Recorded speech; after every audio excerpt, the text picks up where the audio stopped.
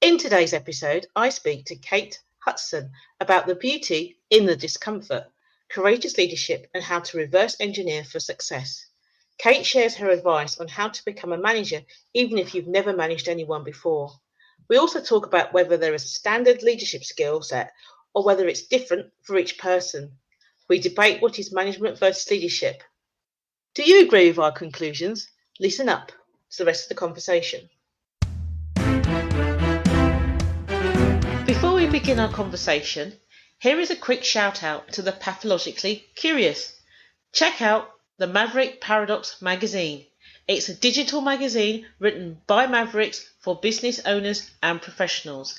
You can find the magazine at themaverickparadox.com. The magazine's aim is to provoke maverick leadership everywhere.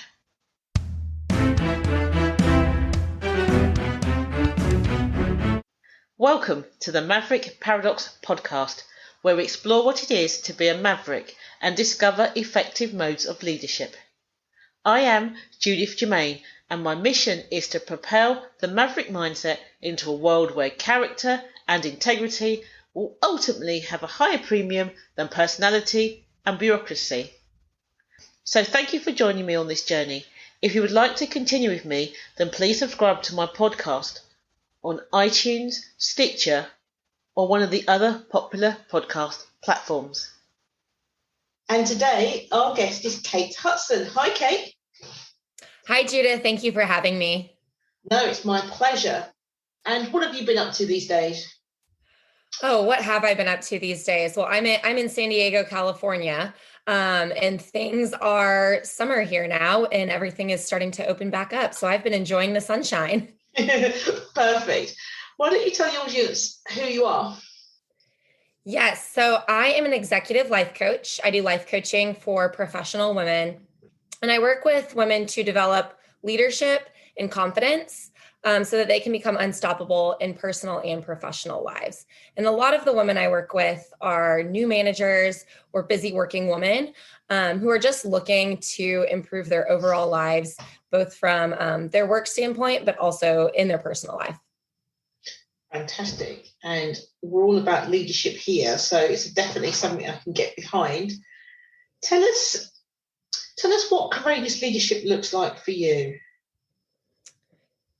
For me, courageous leadership means having the ability to lead yourself and also lead others, even if you're doing something that is outside of your comfort zone. Having that courage means pushing through that bit of discomfort and pushing through the unfamiliar, right? Uncharted territories, doing things that maybe you've never done before, that your team has never done before. And it doesn't mean that there's not either fear or doubt there. Being courageous doesn't mean that doubt doesn't exist or that fear doesn't exist, but it means that you push through it anyways. And you lead yourself and you lead others despite fear or despite doubt, because you know that you're working towards something bigger, and you know that the end goal in mind that you're working towards it is going to be worth that fear or that doubt and taking action anyways. Sounds good. So does that mean that courageous leadership only really applies to yourself? I believe that it starts with yourself, and having the ability to implement courageous leadership in your own life is certainly the first step. And for a lot of the women I work with who are new leaders, that is where I begin. I start with their own mindset and developing that mindset of courage, of confidence, the ability to work outside your comfort zone. And then once you start working on that yourself, you can also apply it to your leadership with others, leading your team in the same way. And it can be done at the same time, right? As you're working on developing this courageous leadership within yourself, give it a go with your team, give it a try in your company. But I do believe it does start with you. That makes a lot of sense. So if somebody's listening and they go, I want to be a more courageous leader, what do they need to do? I think the first step is getting very clear and getting clarity on your goals and your priorities. And a lot of your listeners might already have this down, but just that clarity and that awareness of this is what I'm working towards, starting with the end in mind, and then breaking it down, reverse engineering it into what are the bold steps that I need to take to get me there, and adopting not just the steps, but the beliefs and identity of that courageous person that needs to take those steps to get there. So for example, if I set the goal to run a marathon, and I know that in 6 months, I'm going to run a marathon, being a courageous leader in that situation would be adopting the habits and the identity of a marathon runner. So I no longer can act like somebody who likes to watch TV all day on Saturday, and eat unhealthy food and go to the drive-thru at McDonald's. I can no longer be the person that skips going to the gym. If I'm going to be a marathon runner, I'm going to do the things that a marathon runner does. That's being courageous. That's pushing through the discomfort of training and doing it anyways. Even if I don't feel like a marathon runner yet, I'm going to be bold enough to do it anyways. And if you can apply that same mindset, to any situation in your life and reverse engineer what you're doing, taking it step by step with the end in mind and adopting the identity and the habits of the person who's reaching those goals, that's really where it all begins. And that's really what takes you along the journey of being the leader of your own life in order to reach whatever goals you're going for. Yeah, that's interesting, because that adopting the mindset and looking at where you need to be and working backwards makes a lot of perfect sense. One of the things I say is that mavericks are never comfortable in the comfortable zone. I love that. And I totally agree with that, because the moment that you're comfortable, it means you're not growing. Mm. And if you're setting out to achieve something new or to grow, it's going to be a little uncomfortable. And that's why there's all this talk of imposter syndrome right now. But the truth is that if you're out of your comfort zone, you're growing and you're learning. And, I remember when I was starting my coaching business, I was very outside of my comfort zone. I knew I wanted to coach and I was really excited about coaching, but I didn't have any experience with starting a business from scratch. Mm. And that was really difficult, because I felt like I didn't have the experience. I felt like I didn't have the knowledge. I certainly didn't have the degree or an education. So I felt like, who am I to be starting a business? I don't know what I'm doing. And pushing through that discomfort was ultimately, what led to being able to have the business that I have now. And you're right. There is this beauty in discomfort, because it means that you're going somewhere. That's interesting. I've never heard anybody say beauty in the discomfort. Yeah, it's this uncomfortable thing. But if you press pause for a moment and you really sit back and think, why am I uncomfortable? Where is this discomfort coming from? And then you think, it's because I'm stretching myself. It's because I'm doing something new. And anytime you do something new for the first time, it feels uncomfortable. Then you're like, oh, yeah, I'm doing something new and it's going to be cool. This is pretty awesome what I am doing. I'm blazing a new path for myself, and there's beauty in that. Yeah. Yeah, I like that. So everyone's talking about leadership skills. What leadership skills do you think somebody should have? Is there a set, or like this is a set of leadership skills you should have, or is it more changeable? I do think it changes from person to person. However, there are common themes for everyone. I usually start with the ability to prioritize and delegate would be number one. And as I mentioned earlier, a lot of the women I work with are new leaders. So they're just now learning how to be leaders. And that's usually where I start, because when you've been not in a leadership position, you're very used to working hard, almost certainly in America, putting your head down and getting the job done and working the hours to check things off your list and accomplish tasks. And people are rewarded for that. You're rewarded for getting a lot of work done. And then all of a sudden, you're promoted to a leadership role or a managerial role, and you don't have time to do all of the tasks.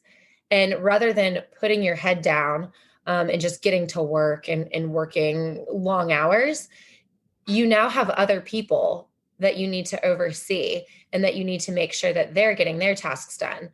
And once you're a new leader, you really have to sit down and look at where am I spending my time, and where can my time be the most impactful? So I think a lot of leaders, also new leaders, also get caught in the trap of, I want to do it because I can do it better. And I could tell somebody to do this. I could delegate this item to them. However, I might as well do it. I can do it faster. I can do it better. I don't want to take the time to teach them. So you end up doing a lot of tasks that made sense before you were a manager. But now that you're a manager, it doesn't make sense for you to be the one doing that task. Yeah. So this skill of prioritizing what you should be doing and then delegating to others, I think is this huge skill that all leaders should adopt. That one is all encompassing, no matter who you are, and something that if you want to be an effective leader, you really do need to figure out. Okay. So interesting you say that, because I'm sitting here thinking, to me, what you've mentioned there feels like management skills. They don't feel like leadership skills for me. And it is definitely about managing your time and yourself and your people. And the ability to keep that in line, I think, is what does make you an effective leader, so that you do have the capacity to start going towards whatever it is you're working towards. And if you're overwhelmed with tasks and you're overwhelmed with things that should not be your priority, but are just kind of what you're doing on autopilot, then you aren't able to go for that bigger vision that you have. Yeah, because for me, an effective leader is, step one, a good manager.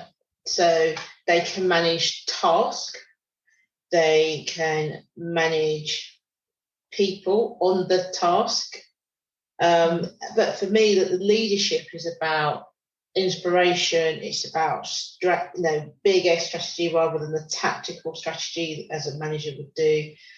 And I think sometimes, and obviously some other things, but I think sometimes there's that interchangeability between manager and leader leads to ineffective leaders. So like, in some organizations have upgraded all their managers and given them leadership titles, but the task is the same.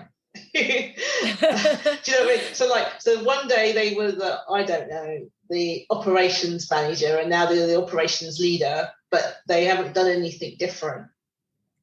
Right. So I think that's what I struggle with. So for me, leadership is about influence. It's about impact. It's about inspiring people, bringing all things together, delegating more. It's that kind of. I think, to me, like, managers tell you what they want doing and often how to do that, whereas leaders say, this is where we're going, off you go. And the person they're leading finds their own way to get it done, if you see what I mean. There's no instructions unless it's needed. Like, the person doesn't know what they're doing, you might say, well, how about this? But you're going to be more sort of coaching in your style. Yeah, I love that because you're right. Anyone can have this title of being a manager and telling people what to do, but that doesn't necessarily make them a leader, right? That doesn't mean that they're the one who is providing that drive or that inspiration or that sense of purpose within their organization. And if they can get to a place where they can be the one who's giving that inspiration and being the driving force, that's what earns them that title of leader rather than just manager. Because you're right, anyone can have the title manager, but that doesn't necessarily mean that they are an effective leader. Yeah, and anyone can lead. You don't need a title for it. So certainly when I'm in organisations, and you're doing, say, a change initiative, you're trying to make some sort of transitional thing happen. I ask the question to the managers often is, who are the leaders in this department or this organisation? And it's not necessarily the manager who's the one who's, I think everyone's worked in departments where the manager says one thing, but you've got a member of staff that is the one that's really getting the team to do the thing. Mm-hmm. So, and I think if you think about, so my view is, certainly around the maverick leadership, is that you want as many leaders as possible. In fact, you want 100% leaders, because true leaders or true maverick leaders are looking at making sure the greater good is done. They make sure the job is done. People feel motivated to do the work. People are just improving the impact and influence of themselves and the organisation.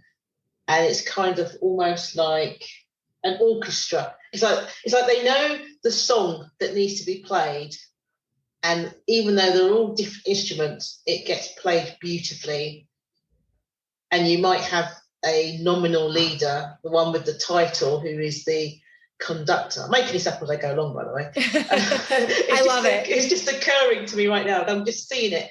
I can, the one with the title is the one that's conducting, and maybe they're the one that's keeping the beat or something. But everybody else knows what needs to be done. It's a bit like jazz. I always think it's amazing that these people who are really good at jazz, they just get together and then just start playing. And it's like, oh, did you practice? It's like, nope. Did you have a song? Nope. It's like, how do you all know what to play? And it's like, well, we're jazz players. And it's just like, I'm not musical, but it just totally throws me that you can just have this beautiful sound because people can just feel it, Yes. And you're right. That is how an organization should run. And there's so many different types of leaders, not everyone leads in the same way.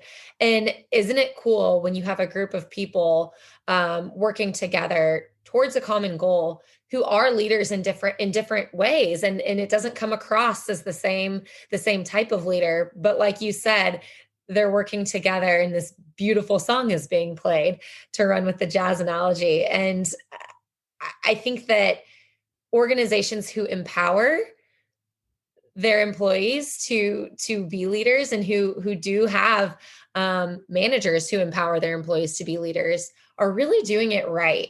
And I agree with you that the more leaders we can have, the better, and all working towards that same common goal and having clarity on what that is.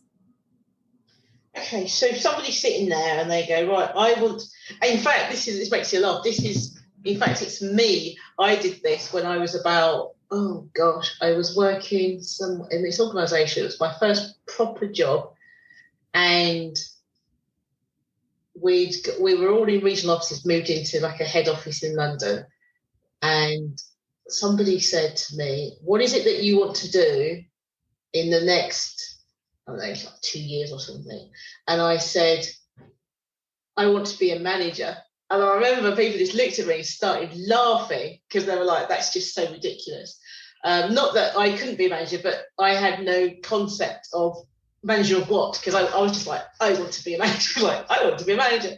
And they just, because I just wanted, to lead people, and I wasn't really that fussed as to what that actually might look like. A bit quite naive about it, really.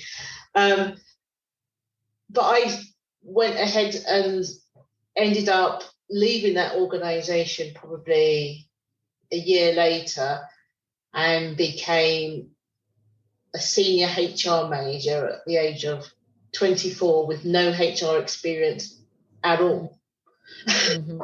And I wasn't in HR either, so it was a complete career change. I was an insurance underwriter, so it was a completely different change. But I decided this is what I wanted to do, and I started doing my own education to get to that point. So if you had found me, at that age, at 23, and saying, I want to change, I'm going to become a manager in something. I don't know whether it's going to be the same industry I'm in now, but I am going to manage and lead people. Tell me how I should go about doing it. What would you have given me advice at that time? I would recommend talking and creating relationships with the people that can help you learn what it would be like to be in that position. And also people that might not be in that position that you can still have working relationships with that are going to help you accomplish your goals. So I like to tell people, think about what it is you're striving for. Maybe that is becoming a manager and getting that promotion. Maybe that's just whatever project you're working on, just accomplishing it and doing it well, right? Yeah. Maybe it's just showing up to work and being able to speak effectively in a meeting. And whatever it is that you're going for, make a list of 3 people in your organization who can help you with that. So really think, okay, this is what I'm going for. Who can help me? And then go to those people and simply say, what this is one-on-one. Simply say, hey, this is something that I'd really like to accomplish. Yeah. And it could be the conversation about, I see myself as a manager here someday, which that conversation looks a little bit different than, hey, this project I'm working on, I really want it to go smoothly. I want to hit the deadline. I want this, and that to be perfectly in place. And say, can I get your help? Can I get your feedback? Can you work on this with me? And using those relationships to help you, one, stay motivated, because when you verbalize your goal and what you're working towards, it does act as a type of motivation for you. But also to lean on the wisdom and the accountability of not just those around you, but those that you have already handpicked as someone who you think could help you, can be really, really valuable.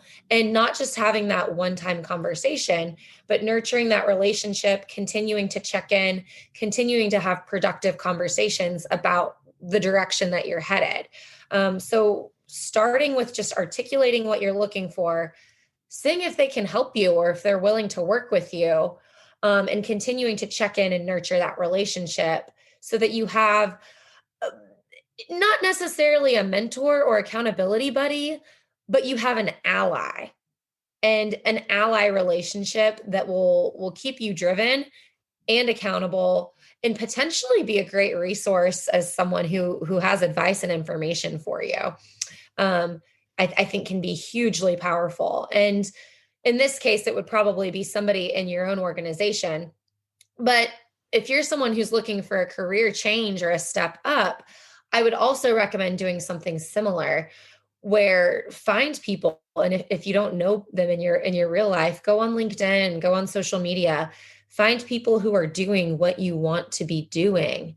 Whether that's, in a totally different industry, or if it's somebody who's in a position you aspire to be in, and ask them if you can borrow 10 or 15 minutes of their time, and you can ask them their story, ask them for their advice, ask them what they wish they knew when they first got in that role. And people like to talk about their stories. So I really strongly encourage people to do that if it is a new role. Cool. Makes a lot of sense. So is there anything that I should have asked you that I haven't asked you and you think I'm crazy because it's so obvious?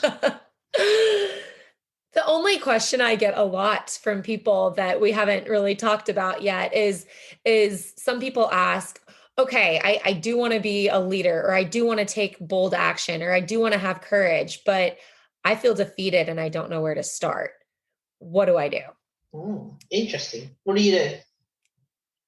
I think consider what is the smallest step you can take, the very smallest step you can take that will still lead you towards your goal, and take it. Because we talk so much about taking massive action and taking bold action, but sometimes just waking up and showing up and taking that one small step that will still get you closer to your goal, that's all you need to do. And don't get discouraged if you don't feel like you're not doing enough. Instead, just show up, take that one small step, and then continue taking small steps, because you've got to do the active work. But I encourage you, start small and don't bite off more than you can chew. Fantastic. That's good advice. Brilliant. So, Kate, if I wanted you to come back and I found something else to talk about, would you come back? Yes, absolutely. Excellent. So thank you very much. Thank you so much, Judith. I appreciate it. No worries. Thank you once again for tuning into the Maverick Paradox podcast. I hope you have enjoyed listening to my conversation with Kate as much as I enjoyed having it. At the Maverick Paradox, we improve your impact and influence by enabling you to effectively strategize, innovate, and execute. To find out more, contact us at judith@maverickparadox.com. Thank you.